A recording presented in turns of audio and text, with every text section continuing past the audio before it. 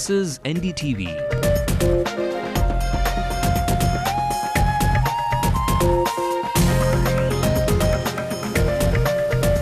And you're watching Ndtv-Hindu.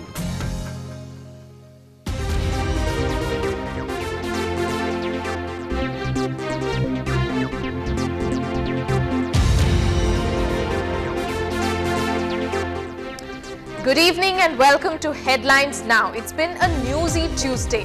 The DMK has got a shot in the arm when it comes to the 69% reservation, but Jayalalitha has made her campaign to oust the DMK just a little louder. All that and much more for the headlines first. Tamil Nadu can continue to give 69% quota in jobs and admissions for another year, says the Supreme Court. Will other states now oppose too? Meanwhile, the opposition leader Jayalalitha takes a dig at virtually every member of the DMK family.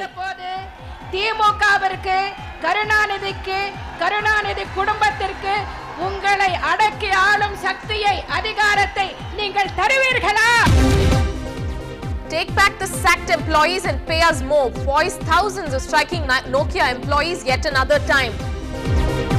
Whether you go, the mobile network follows or not, Ndtv-Hindu tells you why customer care is more than just a fuss in telecom companies. A suicide and a murder rocks Arumbakam in Chennai. Police on their feet to crack the murders. And is the mountain rail of the hill stations is huffing and puffing its way to extinction or what? January 2011 will decide. And here's what's making news nationally. A war of words spills over the governor's office in Karnataka. His remarks against corrupt ministers causes the BJP to brand him the Congress agent. A woman killed with 2 others injured. The Puri Rath Yatra in Pune turns fatal. The Chief Minister of Maharashtra says Belgaum should be a union territory, but the Shiv Sainiks don't agree. Karnataka bus is stoned. Clean up or clear out. 2 months to go for the Commonwealth Games, and Delhi Chief Minister Sheila Dikshit takes the civic bodies to task. In a major victory for the ruling DMK in Tamil Nadu, the Supreme Court today gave the state's 69% reservation law a 1-year protection window.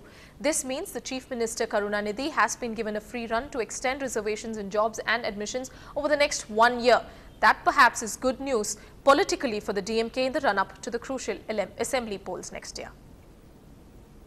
The moment Tamil Nadu Chief Minister M. Karunanidhi was waiting for finally came today. The Supreme Court in a landmark judgment allowing the Tamil Nadu government 1 more year to review the 69% reservations the state has. A concession the CM wanted at any cost to further the agenda he has reiterated deftly in the past. நாடாளுமன்றத்தின் இரு அவைகளையும் உடனடியாக கூட்டி இது குறித்து விவாதித்து உரிய விரைவான முடிவெடுத்து உயர்கல்வி நிறுவனங்களில் இதர பிற்படுத்தப்பட்ட வகுப்பினருக்கான இடஒதுக்கீட்டு கொள்கையில் எந்தவித பின்னடைவும் ஏற்படாமல் பார்த்துக் கொள்ள வேண்டும். So why is Tamil Nadu being allowed to give a 69% reservation as against the 50% limit? Way back in 1994, when Jayalalitha was the Chief Minister, this reservation law was placed under the 9th schedule, much against the wishes of those opposing this reservation, because any law placed under the 9th schedule is not subject to judicial review. But many have questioned the need for this judicial protection, especially with admission data showing that Tamil Nadu has progressed leaps and bounds. Figures speak for themselves. In Anna University, for instance, there is hardly any difference between the cut-off marks of general category students and backward castes, despite the cut-offs being almost the same.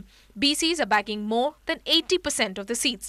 Political support, though, is still pouring in for this judgment. அந்த சமூக நீதி தான் இன்றைக்கு இந்திய முழுக்க வேண்டும் என்பது பாட்டாளி மக்கள் கட்சியினுடைய கொள்கை, கோட்பாடு, எண்ணம், கருத்து.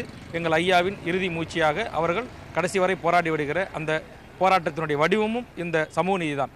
This order will have a wider impact. Other states with huge OBC population are likely to step up pressure on their respective backward class commissions to increase the quota beyond the 50% cap.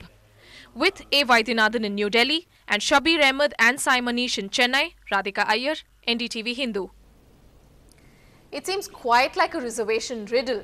It is genuine or is it not? Or can we do without the 69% reservation? To discuss that, I have Joining me live in the studios, Senior Advocate K.M. Vijayan, who was in the thick and thin of all that action and struggle way back in 1994, and Mr. Krishnanand, the political commentator, one of our favorites, of course. Thanks very much to both of you for joining us this evening on this very discussion.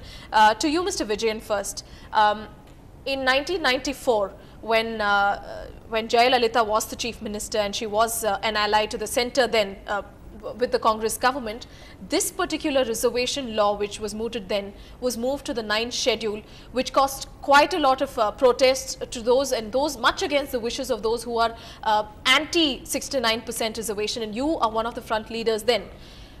What would you think? Is it just a coincidence that this case was taken up today, considering we have a government which is an ally of the centre today? No, this is as far as the case is being taken up today, there is no coincidence. There are two aspects which I would like to correct in your headlines. Okay. It is not Tamil Nadu government is permitted to continue the 69% for one more year. 69% reservation came in 1994 and it continues to be there unless the law is struck down or stayed. It was there all these 17 years. So the stay continues, which the we are stay, saying. not the stay. It could have been, if it had been stayed, then there is a question of releasing 69%. In spite of the matter is pending in Supreme Court, 69% reservation continued continuously, not that today's judgment only extended for another 1 year. What was actually done was, by an interim order, the affected persons were given extra seats by creating extra seats. So that is the first error which one has to remember, that it is not so. The second aspect is, Supreme Court did not decide any issue today. A judgment will be called a judgment only if it decides an issue finally. It neither struck down the law nor upheld the law. It only remanded back the judicial review which was pending before it for 17 years. What explains the fact that the case was not taken up for 17 years? Is that a mystery that haunts you each time you think of the case? No, the reason will be, as far as other cases I do not know, it may have a queue and other things. It is an important constitutional issue matter. It could have been taken on 95 or 96 itself. But the difficulty in Indian judiciary system is, Indian judiciary never wants to decide that will be inconvenient for the government at large. After 1980, when Minerva Mills case was decided, that was the last case where a constitutional amendment was struck down. After that, Supreme Court did not decide anything that will be embarrassment for the governing party, whether it is a ruling party in the state or in the centre. Right. Before I come to you, Mr. Krishnanand, for the kind of political impact this order could have had today, we have a reaction from the senior leader of the DMK case, Ilangovan. Let's first listen into what he had to say. Because we still feel that the 50% cap, 49% cap on reservation does not do justice to the about 75–80% of the backward, more than 80% of the around 80% of the backward class community here, and another and the rest of the scheduled caste people, because we want a social justice. So the percentage of reservation should be in consonance with the percentage of the population. A shot in the arm there clearly, Mr. Krishnanand, for the DMK. They seem quite elated today. And I remember the Chief Minister making a statement on the floor of the House in 2007, where he said that if this particular case pending in the Supreme Court of the 69% reservation would be cleared, then he would then push up the ante for to extend the reservation for minority groups so much more. Well, let's get the dates correct first. Yes. 69% for reservation, Yes. that is including the scheduled castes, the scheduled tribes and the OBCs in Tamil Nadu, was there even before 1994. Yes. 1994 becomes a significant date, Yes. because of the post in the context of the Supreme Court's judgment in the Indira Sani case, otherwise Yes. known as the Mandal Yes. case, Yes. that it capped, I mean, everything had to be 50%. So the very justification for the law in Tamil Nadu to be put in the 9th schedule was that here is one state where the 50% cap was exceeded even before that was set. I mean, I think, there is again a point of argument, because even in the M.R. Balaji case, the 50% cap was very definitely there. Yes, so it went on in Tamil Nadu over the years. Now, in terms of political implications, I do not see any one political party making hay of this whole judgment. I mean, let's get it. It was when Ms. Jayalalitha was the chief minister that this whole thing happened, that it was put in the 9th schedule. And putting any act in the 9th schedule is not a state government's prerogative. The state government cannot do anything about it. It has to be done in Parliament. But it's would you agree with that? Would you then try and imply that from the conversation that we had, would you think that the order that comes today perhaps is under influence of the centre or the state that you had indicated? No, I will, instead of saying that way, I can borrow the language of H.M. Sirwai, the constitutional authority. Okay. It is a clear case of abdication of duty to decide the constitutionality by the Supreme Court. It is not new to the Supreme Court. When Supreme Court was confronted with the same issue from Karnataka in 1985 in case called Vasanta Kumar case, where the challenge of 68% in Karnataka was challenged. Karnataka's law earlier cap was 1963, Balaji was the state of Mysore.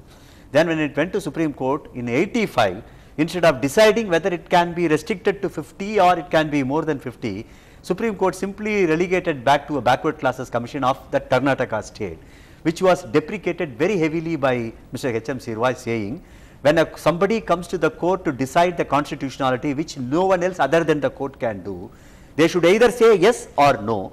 They should say it is cap is there or not. They cannot simply relegate to the lower authority by washing their hands. So exactly what was done in Vasanta Kumar's case is repeated today. Supreme Court washed its hands. It simply abdicated passes its the duty. buck now to the State backward government. commission. The real problem in this is judicial review is only with the court.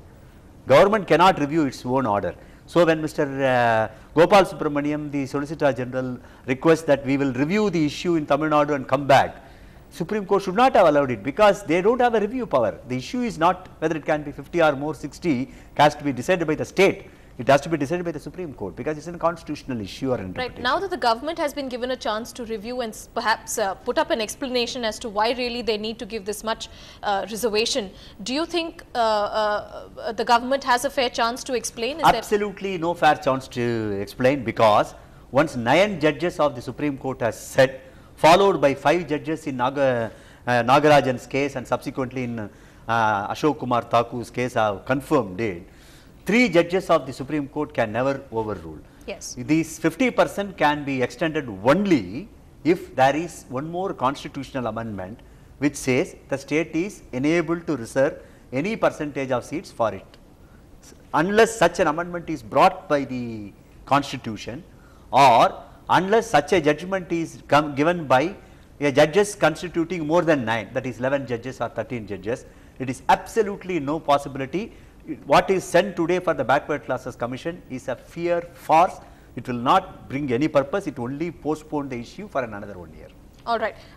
It's a clear case of passing the buck, says Mr. Vijayan. But Mr. Krishnanand, to get a perspective from you, in the case of what Andhra Pradesh did and perhaps West Bengal did in the recent past, was that the Supreme Court had clearly told them that you cannot surpass the 15%, 50%. I mean, there are 2 aspects. Yes. One is the Ashoka Thakur case by itself was a case of judicial indiscipline. Absolutely. The case must not have come. Yes. Because the 9 judges, as Mr. Vijayan was pointing out, had very clearly laid out that reservation is legitimate as far as it is 50%. Yes. So Ashoka Thakur was a case of judicial indiscipline led by Justice Arijit Pasayat. I mean, leave that for a while. But more important is what West Bengal did or Andhra Pradesh did by treating the Muslims as a category is unconstitutional. The Constitution Article 340 very clearly says socially and educationally backward classes. Exactly, and not focusing on religion-based reservation. Now then thereafter, it was upheld once again in the Indira Sahni case, and much earlier. I think the Indira Sahni case gave a quitus to the whole dispute as to whether a caste constitutes a class, and the Mandal Commission very clearly defined that by ignoring the reality of caste, and looking at only for poverty, you are being unhistorical. That was the introduction of BP Mandal in the commission report, and the Supreme Court very clearly said that caste and class overlap is there and very much there, whereas it cannot be in the case of religion. So I mean, we are comparing chalk and cheese when we talk about the Andhra reservation and the 69% today. Absolutely, but because more importantly, it is not religion based in this case. However, do you think that that an order like this would perhaps influence, or rather be taken as an example by other states when it comes to trying and now putting pressure on, say, backward the other commissions? States cannot actually do the 69% because the 69% quota in Tamil Nadu predated 1994. But if they explain that they have a huge OBC population? No, that's not an explanation. The only explanation while putting this in the 9th schedule, and which is a prerogative of Parliament, right, to do anything in the 9th schedule, was that it predates 1994. And having said that, I will also add that if Parliament has the prerogative to pass a constitution amendment and put a particular act in the 9th schedule, the Supreme Court in this country has the right to review it and see whether it affects the basic structure of the constitution, as held in the Minerva Mills case, beginning with the Keshavananda Bharati. So the Supreme Court has to decide this, and in the event a decision has to be taken, it has to be done by a 11-member bench or a 13-member bench. The 3 members who are now hearing the case of Mr. Vijayan has no jurisdiction to even sort of, set its foot on this. That's my contention. Right. So, any particular reason, Mr. Vijayan, you didn't go to the court today? No, the reason was that half a dozen times I had been to the case. This case is listed for final hearing for more than half a dozen times. Yes. All the time they took time. So today also they said they are getting time. So I have no point in going to a place unless I know specifically the case will be taken. Sure. There is one aspect which I would like to clarify. Yes. What Mr. T.K. Ilangovan said. Yes. Population is more than 80%, so we want more 80%. Reservation is not proportional to the population. Sure. Cap is there for 50%. Then the other aspect which all of us did not watch, the 9th schedule protection which the Tamil Nadu claims for Act 45 of 94 had been amended by Act 33 of 2007. By that amended act was not put in the 9th schedule. So the 9th schedule protection is no longer available by the act of the state itself. Everybody under the misconception it is still available. All right, all right. Thanks very much for that clarification and perhaps a little explanation that I would want to give to the fact that you pointed out we are going back to the 1994 year. Maybe because it was a turning point in this case. We are aware and we reported the same fact that the reservation was there before. But just that the year 1994 was a bit of a turning point in this very case, because that's the year that this reservation law was included in the 9th schedule, which perhaps has given that little bit more time and the breather for the DMK government at this stage. And like Mr. Vijayan, who's been fighting this case really strongly, says that right now the buck has only been passed, but the case, and this really does not mean a green signal to the DMK. So for now, for 1 year, the reservations will go on in jobs and admissions, it seems. Now, moving on your mark and gear up for an early assembly election. Well, that's what Amma's message was to her party cadres and the people of Tamil Nadu in a massive show of strength at Coimbatore, which happened today. The main opposition party leader, AIADMK General Secretary, Jayalalitha, held a huge rally in Coimbatore today. A coincidence, you might think, or just a fitting reply that she wanted to give to the DMK to say that that area was her stronghold, so that perhaps the meeting, that perhaps explained why Coimbatore was the venue, the same city where the Chief Minister Karunanidhi held the World Classical Tamil Conference 2 weeks ago. Hitting out at Karunanidhi and his family, Jayalalitha insinuated that many of the schemes in the state, like the free rice or perhaps even TV schemes, free TV schemes, are those which have been benefiting the family members of the Chief Minister. Listen in. உங்களை அடக்கி ஆள அரசியல் அதிகார சக்தி மட்டும் அவர்களுக்கு வேண்டுமாம். அதை நீங்கள் அவர்களுக்கு வழங்க வேண்டுமாம். அந்த அதிகாரத்தை அவர்களுக்கு தர மறுப்பதற்கான சக்தி உங்கள் கைகளில் தான் இருக்கிறது. என்ன சொல்லுங்க? மறுபடியும் தேர்தல் வருகின்ற போது திமுகவிற்கு, கருணாநிதிக்கு, கருணாநிதி குடும்பத்திற்கு உங்களை அடக்கி ஆளும் சக்தியை, அதிகாரத்தை நீங்கள் தருவீர்களா? தரக்கூடாது. கடந்த 4 ஆண்டு கால மைனாரிட்டி திமுக ஆட்சியில் தமிழ்நாடு வளர்ச்சி அடையவில்லை. தமிழ் மொழி வளர்ச்சி அடையவில்லை, தமிழர்களும் வளர்ச்சி அடையவில்லை. ஆனால் தமிழ் என்ற பெயரை சொல்லி ஒரு குடும்பம் மட்டும் அபரிமிதமான வளர்ச்சி அடைந்திருக்கிறது. We'll slip into a short break, but after a sleepover with hard hats, the situation in Karnataka gets dirtier with the BJP alleging that the governor is now a Congress agent. And it's time to bid a sad goodbye to one of the heritage hangouts of the city of Chennai.